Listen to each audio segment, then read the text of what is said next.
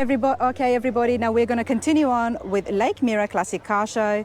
Let's have a look at the Chrysler 300. Dave, how are you today? I'm good. How are you, Rona? I'm awesome. Of course I'm awesome. Look at where I'm at, everybody. Yes. With the future liner behind me, amazing, beautiful classics, most of them in mint original conditions. Dave, what have you got here?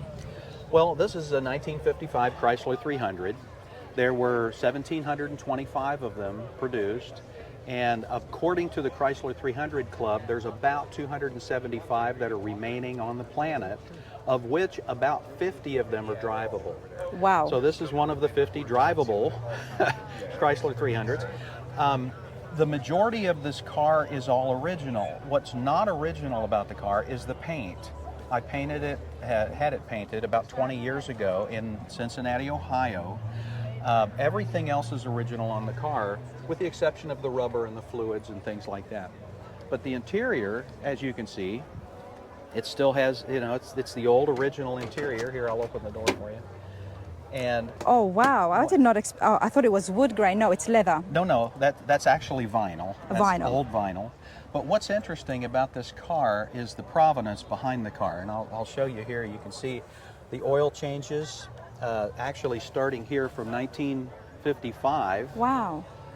And they go down by year chronologically, and then over here on the edge of the door, they end in 1963. 1963 is the last one, with the exception of that one. That's mine.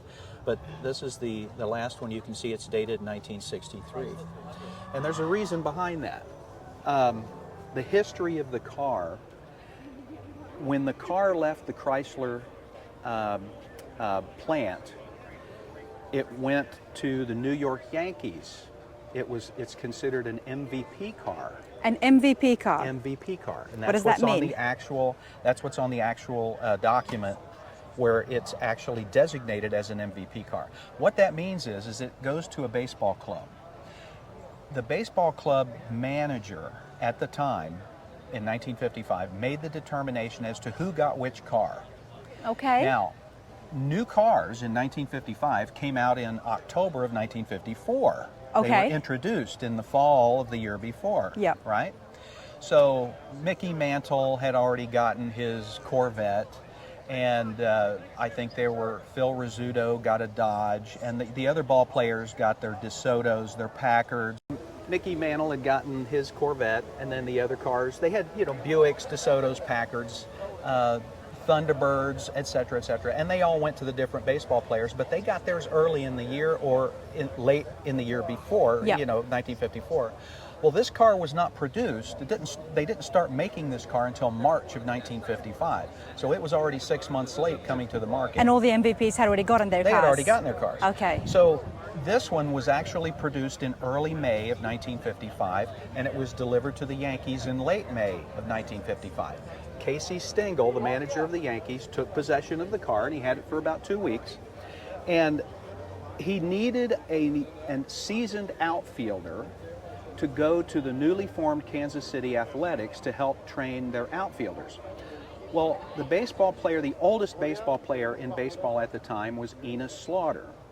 Enos Bradshaw Slaughter. He was known as Country Slaughter. And he had just been traded from the St. Louis Cardinals to the New York Yankees the year before. And he was pretty mad about coming to New York after being in St. Louis for so long, because Enos Slaughter was originally from Person County, Roxborough, North Carolina. Okay. And so he didn't like New York, but at the same time, he didn't want to be bossed around. So Casey Stengel went to him and he said, listen, I need you to go out to Kansas City for a year and train these outfielders. And Enos Slaughter said, heck no, I'm not doing it.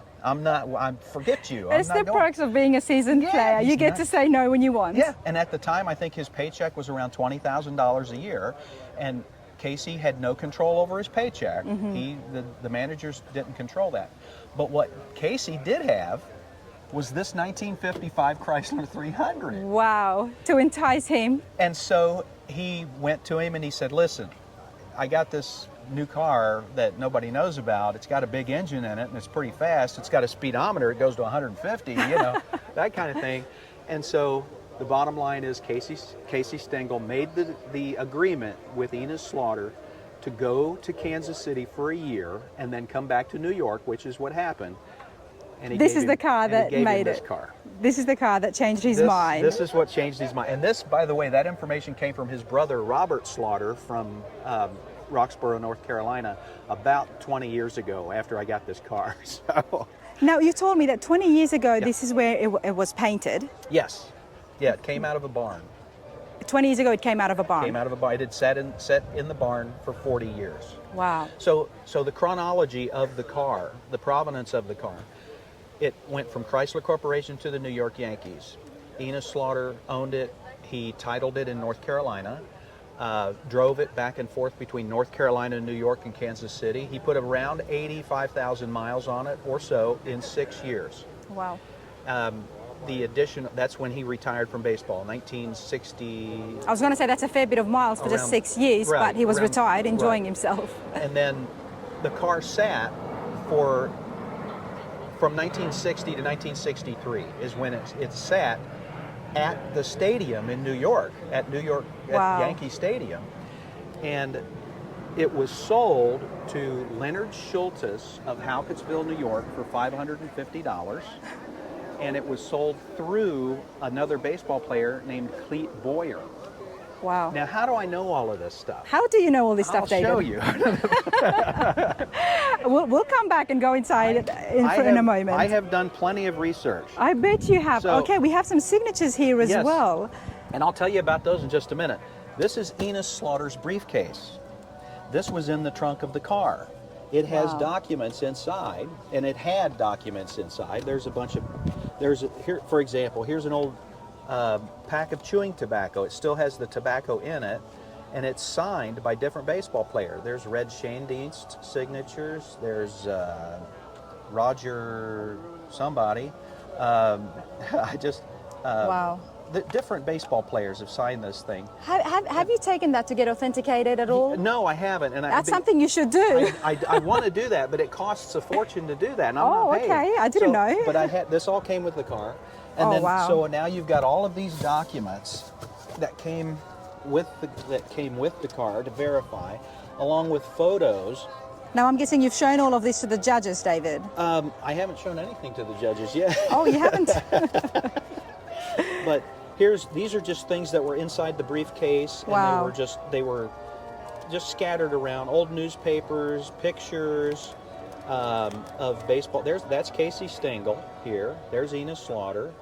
That's one of his baseball gloves. One of his baseball gloves is up in the back of the car there, along with one of his bats. Here's another Wow. another bat that he used in practice. Now it makes sense. Nothing I was special. going to ask when I first saw the Chrysler. I said, "Why is there a baseball bat in the back?" Yes, absolutely. That's because that belonged to Enos Slaughter. Wow. This is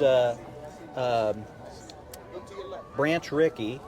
Branch Rickey is the one that actually signed Enos Slaughter into the major leagues in 1938. And that's Stan Musial. He actually signed this to Enos. It says, thank you for your input, Stan. I guess he asked Enos about some of the things that were in that magazine there. Now, There's- David, you're obviously a fan. I didn't even know who Enos Slaughter was until I bought this car. So how did you come across it in the barn? Well, it was actually listed on the internet as being one of about 35 or 40 cars Okay. in a barn in Howcattsville, New York. And you have to picture a 3-story barn built into the side of a hill. Wow. And if you're on the bottom, picture yourself on the bottom floor of that barn, and then you go around to the side of the barn. Now you're on the second floor of the barn. Then you go around to the back of the barn. Now you're on the third floor of the barn. I had no idea that a barn could have Yeah. different floors, Yeah. let alone 3. Yeah. And now here, I give you an example. This is a copy of the actual build sheet, and of the car itself, and you can see New York Yankees Baseball Club, Yankee Stadium MVP car. Wow. That's where it was headed to. That's where it went to. And on the back, you can see the red ink that's bled through here. Those are Casey Stengel's initials. And he wrote something to the effect of "Give this one to Enos Slaughter," "Give this one to Enos," Wow. something like that. And then, of course, the car's been in several publications. This is Street Thunder magazine. There's a letter from Street Thunder. There's the actual magazine. It's been in some calendars and some local things here. It's been in the Antique Automobile Club magazine. It's got a feature in there. There's a letter from Clete Boyer. He's the one that sold the car for Enos Slaughter in 1963. And he wrote that in 2006. Wow. Saying he did. And then All right, everybody at home, I love to play softball. I don't follow the American sports, and I should. But I have to say, David, you have given me so much information and knowledge. I know there's too much. Yeah. I love it. I love it. You know, I had no idea about any of this and the names that you're mentioning, but now I can say, wow, I know Enos Slaughter. Oh, I knew the car that he was driving, and I got to see it. Let's go have a look inside. Sure, you bet. Absolutely. Let me close that right there. So the interior is all original, with the exception of this part of the carpet, just this. Everything else is original in there. Wow. Even the dash pad is original. The headline. Can I get in? Absolutely. That way you can hold this You for a want me to moment. hold this? Sure. Wow. Okay. But 1955 seats. I'm sitting in 1955 seats. I love this. Okay. Now let's have a look. This dash is very different. it's the only year that they actually had the gear shift that's right there in the dashboard. There it is. Yeah. Notice there's no park. No, there is not, David. Where Yeah, is park? It's in neutral, and this is the emergency brake. So you That's just what- put it in neutral and then pull the... Pull the emergency brake, and that's it. Wow. Yeah. Okay, so we've got, and these turn knobs, you just turn them to turn Yeah, them on, you activate turn them? and there's you've got from left to right. You have headlights. Yep. To the right there is the panel lights. You have to turn those on separately. What panel? Oh, for the gauges? The gauges. Okay. And then you have the lighter. Oh, which is lighter, a cigarette yep. lighter, windshield wipers, and the map light. The map light. The light right here Oh. if you need to read a map. Oh, wow. Things they don't do today. Wow. And then they've got the radio, of course, as well. Right. And there's a little plaque there. That plaque just lifts up the Enos Slaughter plaque, but it's an AM radio. Wow. And if you stay right there, I'll go on to the other side here.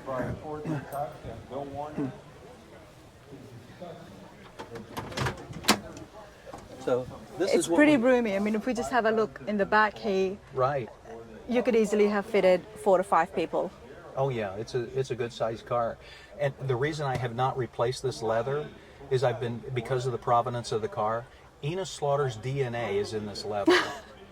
And I have been And you told- say you're not a fan. I mean, and I've been told, tongue in cheek, that Mickey Mantle, his DNA might be in the back seat because he was a ladies' man. Okay, so well, you know what? If they ever get down to cloning, I guess they'll be able to call you to clone those stars. so this is what we affectionately call air conditioning. If I move this to the right, look right up here. I'm going to move it to the right. Oh. See that? That's a vent that allows air to come in. Exactly. And then it comes in from underneath. Comes in down underneath. Yeah. Wow. Wow, this is brilliant, and with so much history involved. Classic cars always have a history, but yours is not just, it's got baseball history in it. And this car it's mainly known for its racing history. Okay. Not this particular car, but the 1955 Chrysler 300. In fact, to the point where in 1955 it won NASCAR because it was the first American-produced car that had 300 horsepower. Wow. Hence the name. Wow, and that was a lot of horsepower for that time. Yeah. But I've enjoyed this so much, and I hope you guys have enjoyed it, and especially for you Yankee fans out there. It doesn't get better than this. Yeah. But thank you so much. You I bet. appreciate it. Thank you. Thank you. It was great to meet you. Same here.